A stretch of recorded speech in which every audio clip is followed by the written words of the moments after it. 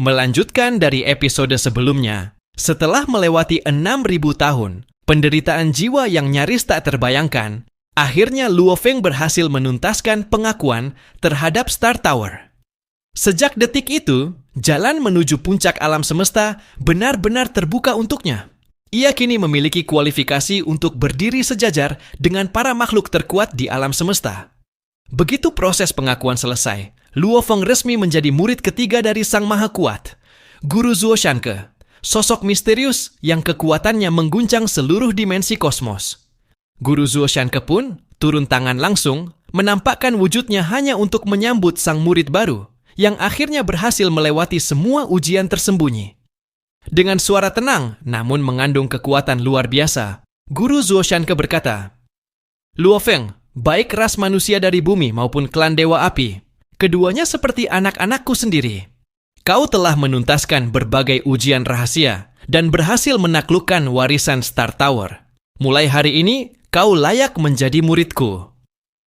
Guru Zuo Shanke menceritakan bahwa demi dua muridnya, murid kedua dari klan Dewa Api dan Luo Feng dari klan Bumi, ia telah menyiapkan rencana besar sejak masa kelahiran alam semesta. Tak terhitung waktu, kekayaan, dan harta luar biasa yang ia curahkan untuk membimbing dua ras ini agar tumbuh menjadi pewaris sejatinya. Luo Feng pun menyadari betapa ketat dan keras persyaratan untuk menjadi murid sosok agung ini. Guru Zuo Shanke bukanlah orang yang gemar mengumpulkan murid. Ia hanya memupuk dua ras ciptaannya sendiri dengan penuh perhitungan, klan Dewa Api dan klan Bumi. Setelah resmi bersujud, Luo Feng dengan hormat memanggilnya Guru. Zuo Shanke kemudian menjelaskan 3 prinsip utama dalam bimbingannya. Pertama, ia akan memberikan kepada muridnya sumber daya terbaik di seluruh alam semesta. Kedua, ia tidak akan pernah secara langsung mengajarkan teknik rahasia apapun. Ketiga, ia tidak akan ikut campur dalam hidup atau mati murid-muridnya. Bahkan bila muridnya tewas, ia tidak akan membalik waktu untuk membangkitkannya. Guru Zuo Shanke menatap tajam ke arah Luo Feng dan berkata, "Luo Feng, seorang super kuat sejati tidak bisa diajarkan begitu saja. Ia harus menempa jalannya sendiri di tengah gelapnya alam semesta.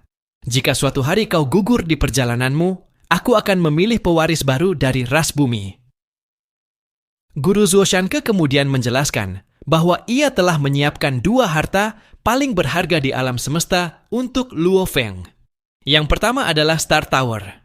Ketika ditempa, menara itu mengalami perubahan tak terduga yang membuat kekuatannya meningkat drastis hingga menjadi salah satu harta tertinggi di seluruh alam semesta. Namun akibat itu pula, syarat pengakuan terhadap Star Tower menjadi amat kejam dan sulit.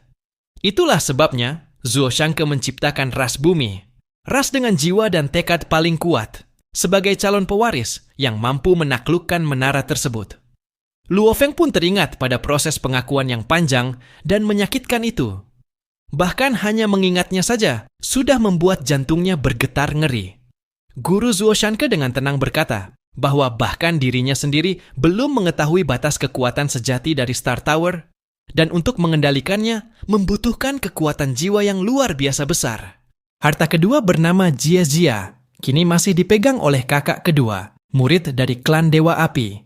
Segala jenis zirah yang pernah ditemui Luo Feng, seperti armor prajurit, armor jenderal, armor raja, hingga armor kaisar, ternyata hanyalah pecahan kecil dari armor petir itu. Zirah-zirah kecil itu digunakan untuk memperkuat seluruh ras Dewa Api, sedangkan armor petir sejati hanya layak dikenakan oleh makhluk setingkat Tuan Alam Semesta. Meski memiliki 2 harta agung yang bisa membuat para penguasa kosmos tergila-gila, Luo Feng tidak bisa menahan perasaan khawatir. Apakah kekuatannya yang sekarang cukup untuk mengendalikan benda-benda suci seagung itu? Guru Zuo Shanke lalu menjelaskan lebih dalam. Kakak kedua, sebagai pemimpin klan Dewa Api, telah mendapatkan 2 pusaka, tombak Dewa Api dan roh asal, harta yang dapat menyatu dengan jiwa dan memperkuat kesadaran spiritual pemakainya. 2 pusaka itu saling melengkapi, menjadikan kakak kedua seorang penguasa galaksi yang ditakuti seluruh kekuatan besar. Namun bagi Guru Zuo Shanke, hal itu belum sempurna. Ia ingin menciptakan ras yang lebih seimbang dengan potensi tak hanya di tubuh, tetapi juga di jiwa dan kehendak. Maka lahirlah ras bumi, dan untuk mereka ia menciptakan sebuah teknik terlarang, Kitab Rahasia 9 Tribulasi. Kitab ini mampu meningkatkan gen kehidupan seseorang ke tingkat yang melampaui batas ras biasa, bahkan menyaingi Beast God, makhluk kelahiran alam semesta yang tak dapat bereproduksi, namun memiliki kekuatan mutlak. Teknik itu begitu melawan langit hingga ditolak oleh hukum alam semesta sendiri. Dan siapapun yang mencoba mempelajarinya tanpa perlindungan khusus akan dihapus ingatannya oleh hukum kosmos. Zuo Shangke menatap Luo Feng penuh harapan. Luo Feng, dengan tubuh yang dibangun oleh Nine Tribulations, dengan jiwa dan kesadaran khas ras bumi yang luar biasa kuat, masa depanmu tidak memiliki batas. Guru Zuo Shangke kemudian menjelaskan alasan mengapa Luo Feng dipilih untuk membawa Star Tower dan armor petir. Armor petir akan memperkuat tubuh fisik dan pertahanannya, sementara Star Tower yang kompleks dan misterius sangat cocok dengan jiwa, kehendak, dan kesadaran yang menjadi keunggulan Luo Feng. Guru Zuo Shangke lalu membuka lorong ruang waktu, membawa Luo Feng dan Putih menuju ruang misterius di dalam Star Tower. Di sana, berjuta-juta titik cahaya menyerupai butiran air mengambang di udara, berkilau seperti bintang kecil di kegelapan. Guru Zuo Shangke menatap Luo Feng dengan mata yang mengandung makna dalam. Semua ini, Luo Feng, adalah masa depan dari ras bumi. Setiap butir cahaya ini adalah harapan, perjuangan, dan kemungkinan tak terbatas bagi keturunanmu. Dan dari sanalah takdir baru Luo Feng serta nasib seluruh ras bumi mulai berputar. Karena ras bumi hanya bisa dilahirkan di planet asalnya untuk memiliki jiwa khusus, jumlah populasinya sangat terbatas. Namun, di balik jumlah yang kecil itu, peluang lahirnya para kuat sejati justru jauh lebih besar. Guru Zuo Shangke menaruh harapan besar kepada Luo Feng. Ia berharap kelak, setelah Luo Feng benar-benar menjadi salah satu penguasa alam semesta, ia dapat memimpin dan membimbing ras bumi menuju jalan kebangkitan yang sejati. Semua rencana besar ini hanya bisa terwujud jika Luo Feng mampu tumbuh menjadi seorang super kuat yang cukup tangguh untuk melindungi seluruh rasnya. Mendengar itu, hati Luo Feng dipenuhi semangat dan keyakinan. Dalam benaknya, ia seolah melihat masa depan yang gemilang. Di bawah bimbingannya, ras bumi akan bangkit dan berdiri tegak di antara lautan bintang alam semesta yang tak berujung. Guru Zuo Shangke kemudian menunjukkan sesuatu yang sangat penting bagi masa depan ras bumi. Di hadapan Luo Feng terbentang ruang misterius yang luas tanpa batas. Di sana, melayang jutaan butir cahaya seperti tetesan air berwarna-warni. Zuo Shangke menjelaskan bahwa setiap butir itu adalah entitas jiwa yang telah ia siapkan bagi ras bumi. 1.000.000 jiwa prajurit, 100.000 jiwa jenderal, 10.000 jiwa raja, dan 1.000 jiwa kaisar. Guru Zuo Shangke menilai bahwa meskipun dasar jiwa Luo Feng masih berada di tingkat penguasa dunia, kekuatan kehendak dan penguatan jiwanya melalui rahasia Nine Tribulations sudah cukup kuat untuk menggunakan jiwa jenderal. Dengan penuh hormat, Luo Feng menerima 2 butir jiwa jenderal yang masing-masing disiapkan untuk 2 wujudnya, tubuh manusia bumi dan tubuh Raja Emas. Untuk membuat Luo Feng lebih memahami pusaka agung yang kelak akan menjadi miliknya, Guru Zuo Shangke membawanya menjelajahi bagian dalam Star Tower. Dengan kekuatan ucapan menjadi hukum milik seorang makhluk terkuat di alam semesta, ia menciptakan sebuah kapal besar di hadapan mereka.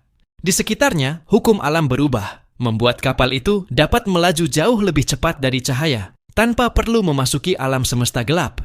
Luo Feng bisa melihat dengan jelas seluruh pemandangan di sekitar mereka, bahkan di tengah kecepatan yang melebihi batas fisika.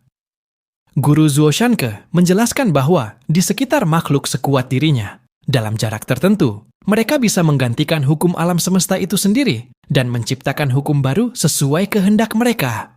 Selama 1 hari penuh perjalanan itu, Luo Feng menyaksikan keagungan Star Tower dari dalamnya. Ia melihat pilar-pilar raksasa yang menjulang ke langit, dipenuhi ukiran rahasia dan pola hukum yang rumit. Benda-benda misterius dengan aura mengerikan tertanam di seluruh struktur menara, disertai ribuan bintang penjaga yang tersebar di setiap lapisan. Semua bagian itu terhubung melalui jaringan pola hukum yang luar biasa besar. menyatu membentuk satu kesatuan sempurna. Namun meski telah berhasil menjadi pemilik sah Star Tower, Luo Feng tetap tidak mampu menggerakkannya. Guru Zuo Shanke menjelaskan bahwa untuk mengendalikan menara ini dibutuhkan kekuatan yang jauh melampaui apapun yang Luo Feng miliki sekarang. Tingkat kesulitannya bahkan 100 kali lipat lebih besar dibanding menggerakkan pusaka armor petir. Guru Zuo Shanke berkata dengan nada tenang namun penuh keyakinan. Armor petir hanya bisa digunakan oleh makhluk setingkat penguasa alam semesta. Tapi Star Tower jauh lebih sulit. Meski begitu, Luo Feng, ingatlah, jika suatu hari kau berhasil menggerakkan Star Tower, bahkan hanya pada tingkat paling dasar, kekuatannya cukup untuk membunuh seorang penguasa alam semesta dengan mudah.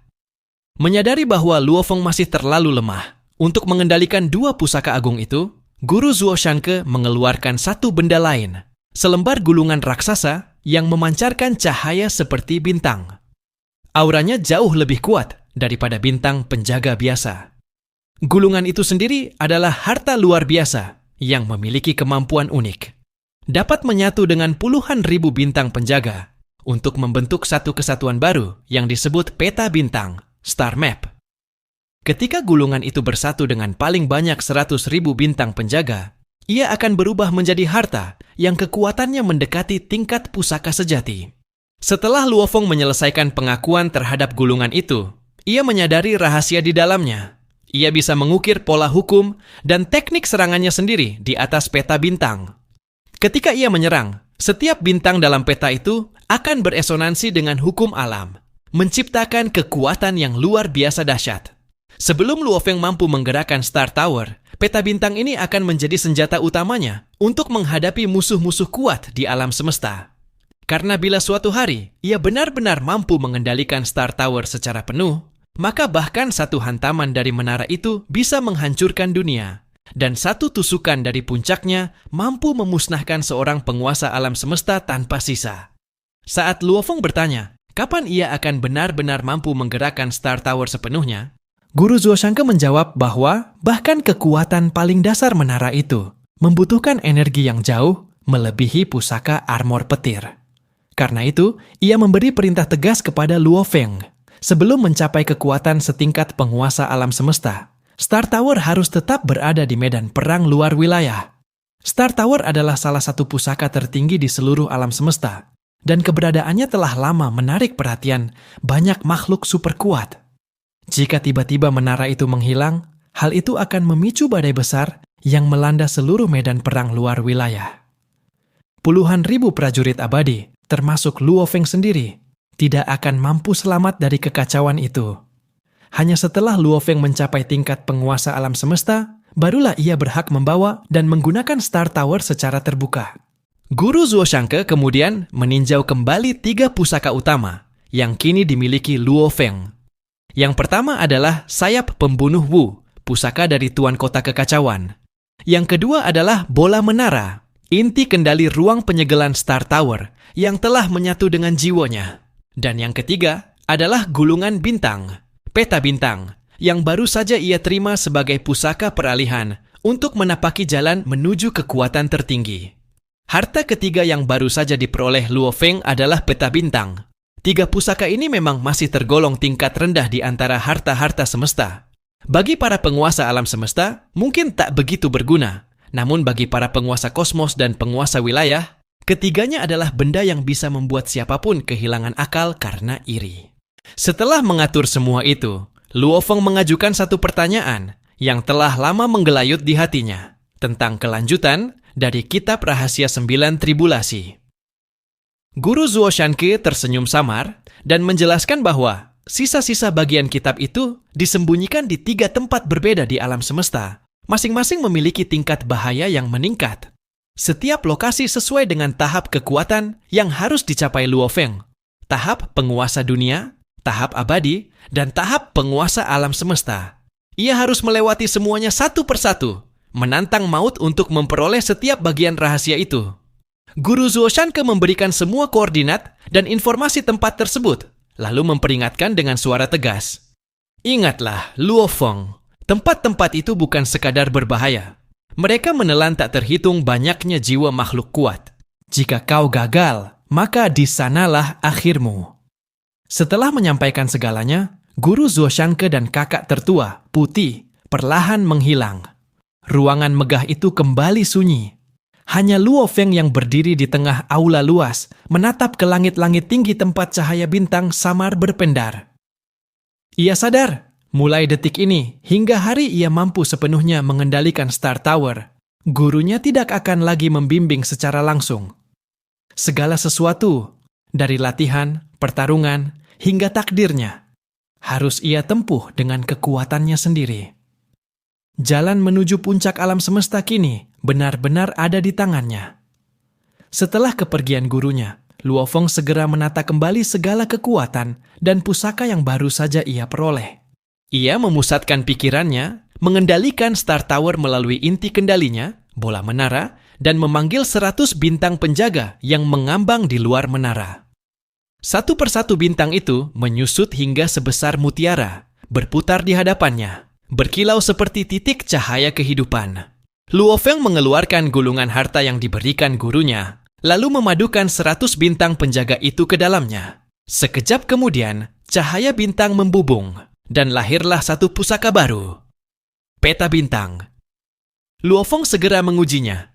Ia menyalurkan kekuatan ke dalam peta bintang dan menggunakan teknik terkuat yang ia kuasai, cakar perobek langit. 6 bintang di dalam peta bergetar bersamaan, lalu memancarkan cahaya menyilaukan. Dari kehampaan muncul bayangan cakar raksasa Beast God, menembus ruang dan mencabik kegelapan. Kekuatan yang dilepaskan membuat ruang di sekitarnya bergetar hebat. Luo Feng terpana. Serangan itu bahkan melampaui kekuatan puncak seorang abadi tingkat tinggi. Yang lebih mengagumkan lagi, peta bintang dapat disesuaikan sesuka hati. Ia bisa mengukir hukum dan teknik serangan baru, lalu menghapus dan menggantinya kapanpun. Bagi seorang pengendali pikiran, seperti dirinya, benda ini adalah senjata sempurna. Dengan senyum puas, Luo Feng menamai pusaka itu, peta bintang pemakna Tao, melambangkan jalan ilmu dan pertempurannya sendiri yang ia wujudkan melalui peta tersebut. Setelah itu, Luo Feng mengambil 1 tetes jiwa jenderal yang telah diberikan gurunya dan menggabungkannya ke dalam pusat dahinya. Tetesan itu menyatu dengan inti jiwanya, dan dalam sekejap, kekuatan jiwanya melonjak tak terukur. Gelombang energi mental yang lahir darinya kini setara dengan kekuatan 10.000 kali lipat penguasa dunia. Dengan kemauan dan kesadaran sekuat baja, serangan jiwanya kini mampu menandingi serangan mental para abadi puncak. Sementara itu, bola menara yang tersembunyi di dalam jiwanya memberikan perlindungan yang luar biasa kuat, nyaris tak tertembus oleh serangan jiwa apapun. Kini, Luo Feng benar-benar memiliki perlengkapan yang tak tertandingi. Di punggungnya terbentang sayap Wu, pusaka dari Tuan Kota Kekacauan, yang mampu menyembunyikan aura dan meningkatkan kecepatannya. Di dalam jiwanya bersemayam bola menara, pelindung spiritual terkuat yang menjaga kesadarannya. Pada tubuh fisiknya melekat armor petir, memperkuat pertahanan dan kekuatannya. Dan di tangan, peta bintang pemakna Tao, senjata utama yang dapat menampung berbagai teknik rahasia, sekaligus menjadi alat serangan massal. Dengan kombinasi itu, pondasi Luo Feng kini luar biasa dalam, dan kekuatannya tak terbayangkan. Tak hanya mengungguli kebanyakan abadi, bahkan para penguasa wilayah pun akan gentar hanya mendengar namanya. Ia yakin, bahkan menghadapi sosok kuat seperti 7 pedang raja atau Raja Nasib, ia sudah memiliki keyakinan untuk bertarung setara. Namun bukan hanya pusaka yang membuat Luo Feng berkembang. Selama lebih dari 6.000 tahun, melewati ujian hidup dan mati, pelatihan dan warisan gurunya, kekuatannya telah mengalami lompatan besar.